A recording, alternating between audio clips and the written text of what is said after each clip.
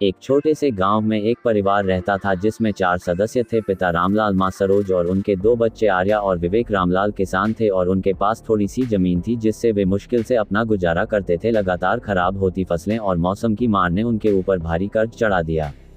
रामलाल ने खेती के लिए बैंक और साहूकार से कर्ज लिया था, लेकिन बारिश कम होने और कीड़ों की वजह से फसलें नष्ट हो गईं। साहूकार ने कर्ज वापस लेने के लिए उन्हें धमकाना शुरू कर दिया। रामलाल की हालत इतनी खराब हो गई कि वे अपने परिवार के भविष्य को लेकर निराश हो गए।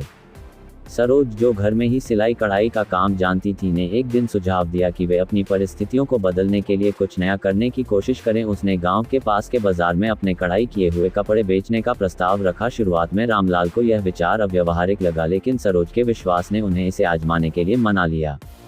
सरोज ने अपने पुराने सिलाई मशीन को ठीक करवाया और गांव की महिलाओं के कपड़े सिलने और कढ़ाई करने का काम शुरू किया। दूसरी तरफ रामलाल ने खेती के साथ साथ एक गांव के पास निर्माण कार्य में मजदूरी करनी शुरू की। बच्चों ने भी स्कूल के बाद काम में मदद करना शुरू कर दिया।